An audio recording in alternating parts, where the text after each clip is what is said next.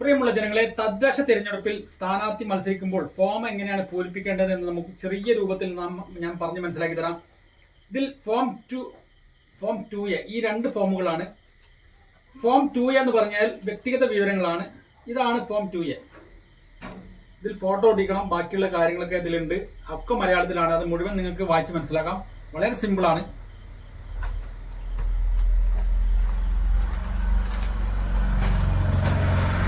ഇത് കേസുകൾ സംബന്ധിച്ച വിവരങ്ങളാണ്. കേസുകൾ ഉണ്ടെങ്കിൽ ആ കേസുകളുടെ വിശദാംശങ്ങൾ കൊടുക്കുക. ഇത് ജംഗമ സ്വത്തുക്കൾ സംബന്ധിച്ച വിവരങ്ങളാണ്. എന്താണ് ജംഗമ സ്വത്തുക്കൾ? ജംഗമം എന്ന് പറഞ്ഞാൽ സ്വർണം, പണം, വെള്ളി, ഇതൊക്കെയാണ് ജംഗമ എന്ന് പറയുന്നത്. അതിന്റെ വിവരങ്ങളാണ് ഈ കാണുന്നത്. അതൊക്കെ എഴുതിയിട്ട് ലാസ്റ്റ് ഇവിടെ കൂട്ടി എഴുതുക. ഇല്ലെങ്കിൽ ഇല്ല എന്ന് എഴുതണം. കോളം ഒരിക്കലും വിട്ടുപോകരുത് എന്നാണ് ഈ അവസരത്തിൽ പറയാനുള്ളത്. ഇത് സ്ഥാവര സ്വത്തുക്കൾ സംബന്ധിച്ച വിവരങ്ങളാണ്. സ്ഥാവരം എന്ന് പറഞ്ഞു കഴിഞ്ഞാൽ സ്ഥലങ്ങളെ സംബന്ധിച്ച വിവരങ്ങളാണ്. അതാണ് ഇവിടെ കൊടുക്കേണ്ടത്. ഏലുക എന്ന് പറഞ്ഞാൽ അതിരാണ്. സർവേ നമ്പറും വില്ലേജും, വിസ്തീർണം അത് അളവ്, മാർക്കറ്റ് വില, പാരമ്പര്യ സ്വത്താണോ അതൊക്കെയാണ് ഇതിന്റെ വിശദ വിവരങ്ങൾ. കൂട്ടുസ്വത്തുണ്ടെങ്കിൽ അതിന്റെ വിവരങ്ങളാണ്. പിന്നെ സ്ഥാനാർത്ഥിക്ക് എന്താണ് ജോലി അതാണ് തോന്നുന്നത്. ഞാൻ എൻ്റെ ജോലി എഴുതി. പിന്നെ ഭാര്യൻ്റെ ജോലി എഴുതി. ആശ്രിതൻ എന്ന് പറഞ്ഞാൽ മക്കളാണ്. ഇനി ബാധ്യത കുടിശ്ശിക, എന്തെങ്കിലും ബാധ്യത ഉണ്ടെങ്കിൽ അത് എഴുതുക, ഇല്ലെങ്കിൽ ഇല്ല എന്ന് എഴുതുക. നീതി അടക്കാനോ അല്ലെങ്കിൽ കറണ്ട് ബില്ല് അടക്കാനോ അതൊക്കെയാണ് ബാധ്യത എന്ന് പറയുന്നത്. അങ്ങനെ ബാധ്യത ഉണ്ടെങ്കിൽ തള്ളുന്നതാണ്. അതേപോലെ തന്നെ ഇതിൽ എന്തെങ്കിലും ഈ തദ്ദേശ സ്ഥാപനങ്ങൾ എന്തെങ്കിലും കരാറായിട്ടുണ്ടെങ്കിൽ, കോൺട്രാക്ട് വർക്കുകൾ ഉണ്ടെങ്കിൽ അതിൻ്റെ വിശദം എഴുതുക. ഇത് നമുക്ക് ഇവിടെ ഫില്ല് ചെയ്യാനുള്ളത് വിദ്യാഭ്യാസ യോഗ്യതയാണ്. വിദ്യാഭ്യാസ പഠിച്ച ഏത് കോളേജിലാണോ അല്ലെങ്കിൽ ഏത് സ്കൂളിലാണോ പഠിച്ച അവർ ആ സ്കൂളിൻ്റെ അഡ്രസ്സ്, കോഴ്സ് പൂർത്തിയാക്കിയ വർഷം. ഇത് കൂറുമാറ്റ നിരോധനം ആക്ട് പ്രകാരം അയോഗ്യത കൽപ്പിച്ചിട്ടുണ്ടോ, ഉണ്ടെങ്കിൽ എഴുതുക, ഇല്ലെങ്കിൽ ഇല്ല എഴുതുക. ഇത് സാക്ഷ്യപ്പെടുത്തൽ. ഇത് ഞാൻ തന്നെയാണെന്ന് സാക്ഷ്യപ്പെടുത്താണ്. ഇത് സ്ഥാനാർത്ഥിൻ്റെ പേര്, വർഷം, മാസം, തീയതി, സ്ഥലം, ഒപ്പ്. ഇതിൽ പ്രത്യേകം ശ്രദ്ധിക്കേണ്ടത് സ്ഥാനാർത്ഥി ഒപ്പിടേണ്ട സ്ഥലത്തൊക്കെ ഒപ്പിടണം. ഒപ്പിട്ടില്ലെങ്കിൽ തള്ളുന്നതാണ്. ഇനി ഫോം 2 അതാണ് ഇവിടെ കൊടുത്തത്. നാമനിർദ്ദേശ പത്രിക.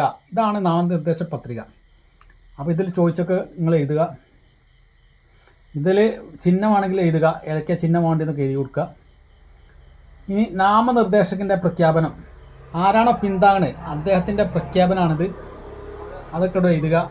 പേര് എഴുതി ഒപ്പിടുക. ആരാണോ പിന്താങ്ങുന്നത് അവർ പേര് എഴുതി ഒപ്പിടുക.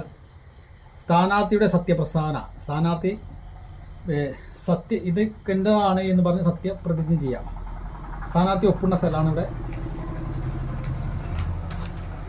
ഇനി പട്ടികജാതി പട്ടികവർഗക്കാർക്കുള്ള ഫോമാണിത്. അത് അവർ പൂരിപ്പിക്കുക. ഇത് വാരാണധികാരി പൂരിപ്പിക്കലാണ്. അതൊന്നും നമ്മളൊന്നും ചെയ്യേണ്ട. ഇത് സ്ഥാനാർത്ഥി പിന്താങ്ങുന്ന ആളുകളെ വോട്ട് ലിസ്റ്റ് ഇതിനൊപ്പം വെക്കണം. സ്ഥാനാർത്ഥിൻ്റെ വോട്ടർ ലിസ്റ്റും ഇതിനൊപ്പം വെക്കണം. ഇത് പ്രത്യേകമായി ശ്രദ്ധിക്കണം. അതേപോലെ തന്നെ സ്ഥാനാർത്ഥി പണം അടച്ച രസീതി ഇതിനോടൊപ്പം തന്നെ വെക്കണം. അത് ഓൺലൈനായിട്ടാണ് അടയ്ക്കേണ്ടത്. അതിൻ്റെ രസീത് ഇതോടൊപ്പം തന്നെ വെക്കണം. പഞ്ചായത്തിക്ക് ഇപ്പം 2000 രൂപയാണ്. ഇത് സത്യപ്രതിജ്ഞ ചെയ്യേണ്ട ഫോമാണ്. ഈ ഫോം നമ്മൾ പൂരിപ്പിച്ചിട്ട്, ഇതൊക്കെ സിമ്പിളാണ്, പൂരിപ്പിച്ച് ഒപ്പിടുക. ഇത് ഏത് പഞ്ചായത്താണോ അല്ലെങ്കിൽ ബ്ലോക്ക് പഞ്ചായത്താണോ ജില്ലാ പഞ്ചായത്തിൻ്റെ പേര്, ഇത് നമ്പർ എഴുതുക, നിയോജകമണ്ഡലത്തെ നമ്പറും പേരും, ഇത് സ്ഥാനാർത്ഥിൻ്റെ പേര് ചെയ്ത് ഒപ്പിടുക. ഇത്രയേ ഉള്ളൂ. അപ്പോൾ ഇതാണ് പ്രത്യേകമായി ശ്രദ്ധിക്കേണ്ടത്. ഇതിൽ ഫോട്ടോ വെക്കണം, പാസ്പോർട്ട് സൈസ് ഫോട്ടോ. ആയതിനാൽ നമുക്ക് ഒരു മൂന്ന് ഇടവേളകളാണ് നമുക്ക് ഇലക്ഷൻ കമ്മീഷൻ തരിക. ഒന്ന്, നാമനിർദ്ദേശം പത്രിക സമർപ്പിക്കേണ്ട ആദ്യ ഡേറ്റും അവസാന ഡേറ്റും. അതേപോലെ തന്നെ സൂക്ഷ്മ പരിശോധന. അപ്പം രാവിലെ 11 മണി മുതൽ 3 മണി വരെയാണ് ഇതിൻ്റെ ടൈം. അതിൻ്റെ 2025 ഇലക്ഷൻ സൂക്ഷ്മ പരിശോധന നവംബർ 21 3 മണി കഴിഞ്ഞതിന് ശേഷം കൊണ്ടുപോയി കഴിഞ്ഞാൽ നാമനിർദ്ദേശ പത്രിക സ്വീകരിക്കുകയില്ല. ആയതിനാൽ സൂക്ഷ്മ പരിശോധന അന്ന് എന്തെങ്കിലും പോരായ്മ ഉണ്ടെങ്കിൽ കണ്ടുപിടിച്ചു കഴിഞ്ഞാൽ പത്രിക തള്ളുന്നതാണ്. അതേപോലെ തന്നെ എതിർ പാർട്ടിക്കാർ നമുക്ക് എന്തെങ്കിലും ന്യൂനത ഉണ്ടെങ്കിൽ അത് ഇതിൽ എഴുതിയിട്ടില്ലെങ്കിൽ എന്തെങ്കിലും ന്യൂനത കണ്ടുപിടിച്ച് തെളിവ് സഹിതം സൂക്ഷ്മ പരിശോധന സമയത്ത് സമർപ്പിക്കുകയാണെങ്കിൽ അപ്പോഴും തള്ളുന്നതാണ്.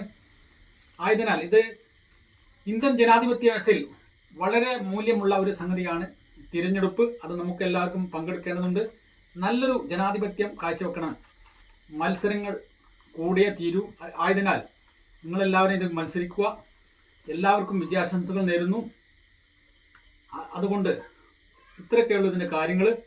ഇതൊക്കെ യുവാക്കളായി നിങ്ങൾ പഠിക്കേണ്ടതുണ്ട്. ഇതിൽ ഇല്ല എന്ന് ഇതിലെല്ലാ കോളങ്ങളും പൂരിപ്പിക്കണം.